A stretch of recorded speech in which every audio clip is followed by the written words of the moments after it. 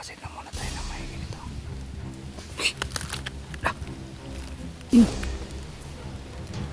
Tama nga yung ano ko.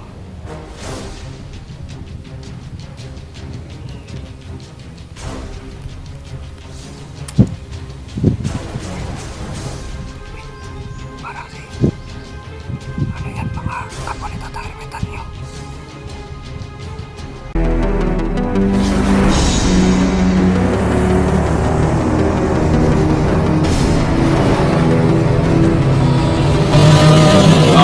Adventures TV.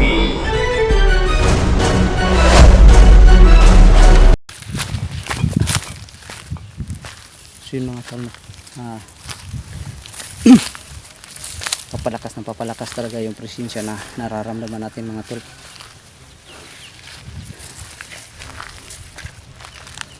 Ang hindi natin alam kung saan nagmumula yung presensya na hindi natin matukoy kung saang direction ng gagaling.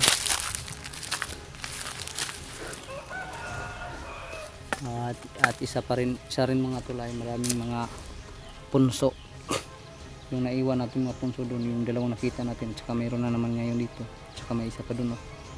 Sobrang dami po mga tol, no? Ang punso dito, so siguro ay mga tahanan to.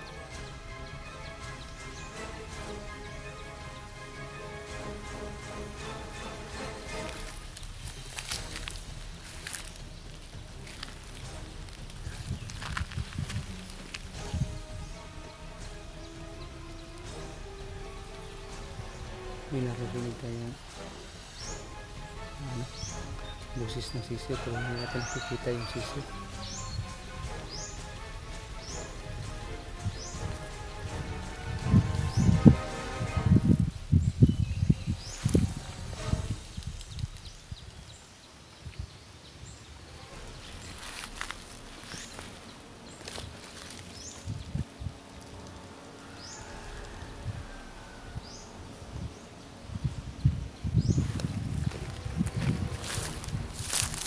Simple, parang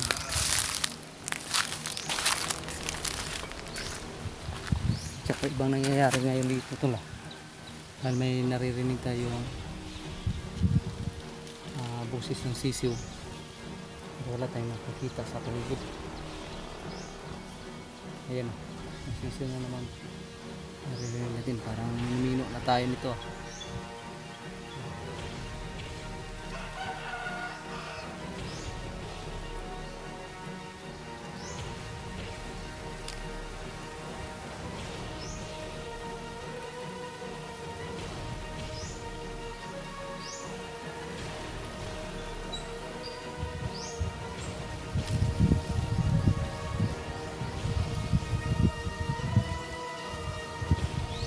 Yun to, papalakas yung presensya nararamdaman ko. Dalawa sila. Mas tingin ko yung presensya na ano ko, no, na nasagap natin ngayon ay parang hindi kalaban ang ano, no, ang presensya niya. Mabuti yung ano niya, presensya yung nararamdaman natin. Pero hindi lang natin alam, hindi natin matukoy kung saan nanggagaling.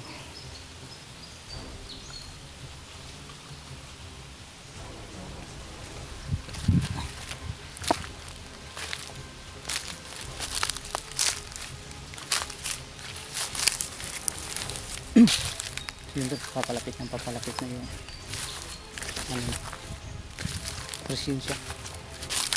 Habang lumalapit tayo ay lumalakas yung, habang humakbang tayo mga tol ay lumalakas yung presensya nararamdaman natin.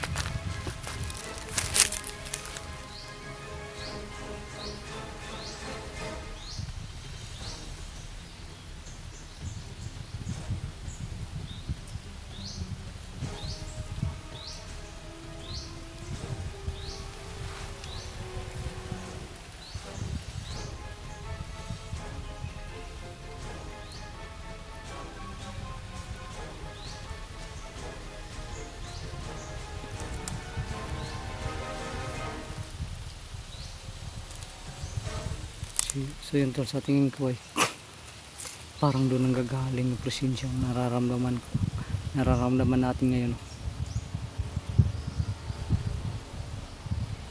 Parang doon sa direksyon yun.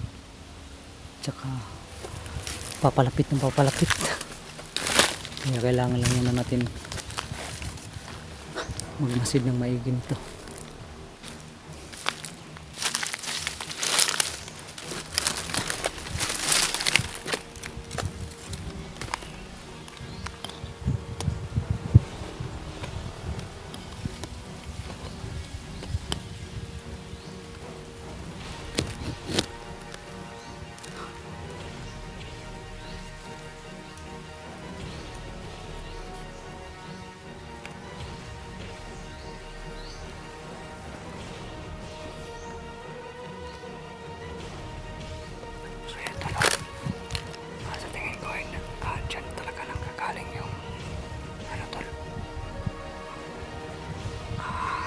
Presensya tsaka malapit na lang malapit yung presensya na naman natin, kaya mamasin lang muna tayo ng maigi nito. Yun, tama nga yung ano ko.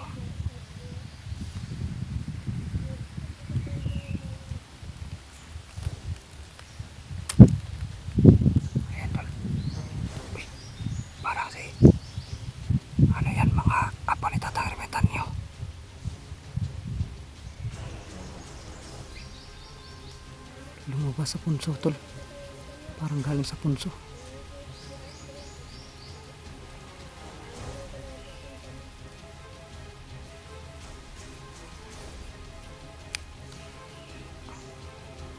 Pero hindi muna tayo lalapit mga tol dahil hindi natin alam kung baka nagpapanggap lang yun na mga apo ni tatakitan nyo.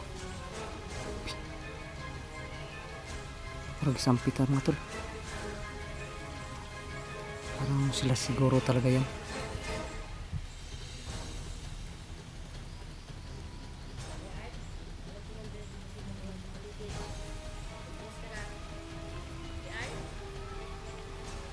Yun tol, tinatawag tayo tol. Sila nga talaga yan, si Yung at saka si Jibin.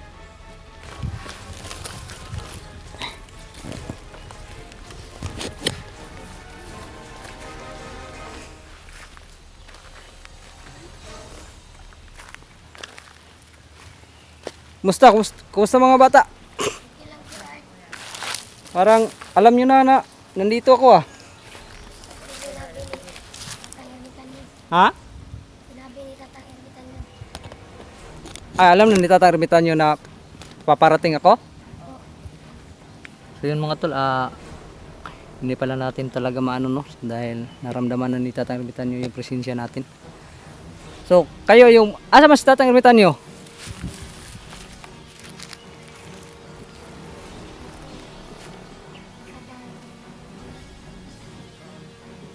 Ato sa kuan?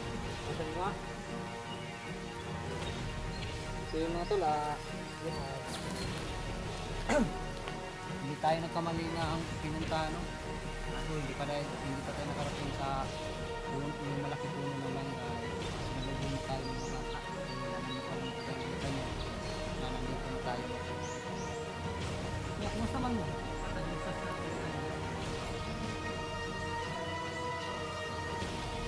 Kung asa man yung mga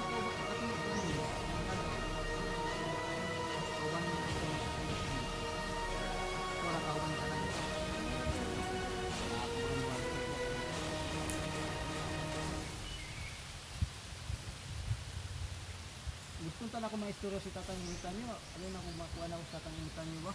Makita. Pwede ba ko ninyo uban pa doon? Araw Inspektura ni Tatang Ermitan nyo. Naman tayo ko yung Tatang Ermitan nyo. Huwag na po kayo. May pasalubong sa inyo ha. No, pasensyahin kita ninyo. May gamay rin ako. Wala nga pasalubong.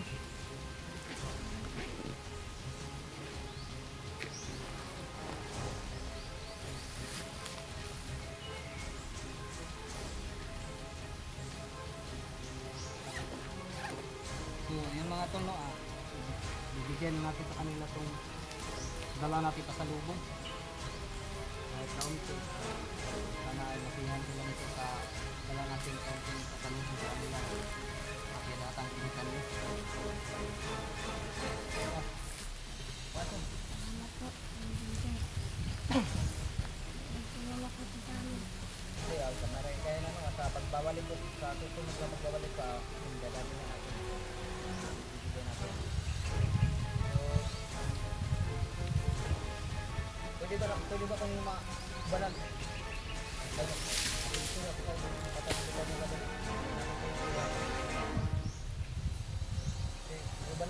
Bana ko ninyo ha, katatangimitan nyo. So yung mga tol,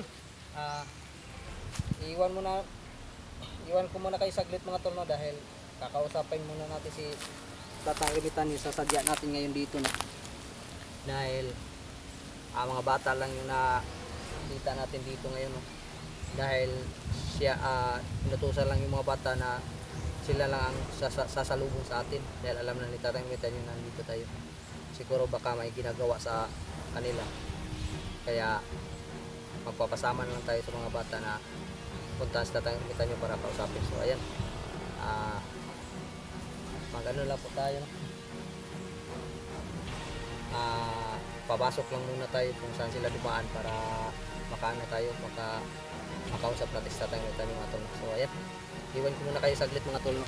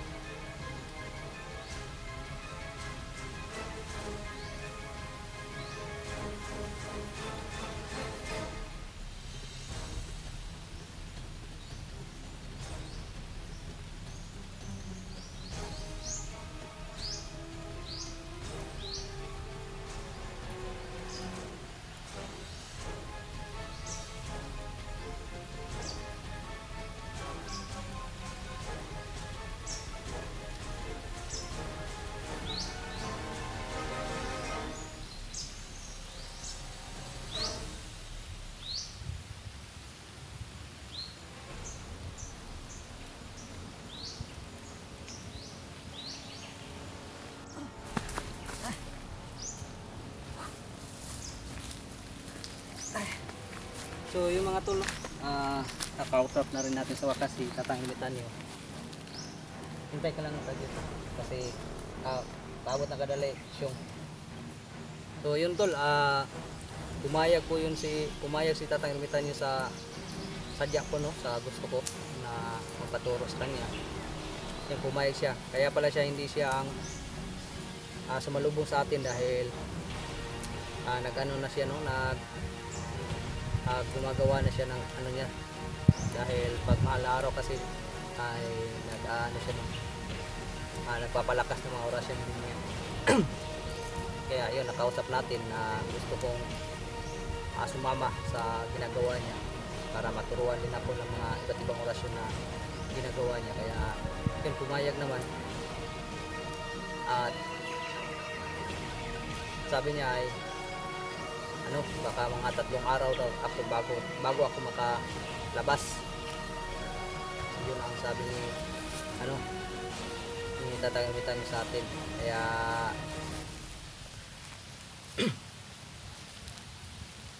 kaya kaya kaya mga tol, no, ay papasok tayo at hindi pwede yung camera kasi sa loob dahil makamasira yung cellphone natin dahil sa lakas ng enerhiya na nandun, no. Kaya so yun mga tol, no, abangan nyo na lang yung paglabas natin, no, mula sa natin, no, pagpapaturo ng orasyon, pagpapalakas ng mga orasyon natin, no, kasama si Tatang Ermitanyo mga tol. So ayan mga tol, no, maraming salamat po sa lahat po ng sumusuporta po sa akin, no, at saka sana po ay panoorin nyo hanggang dulo yung mga videos ko po mga tol.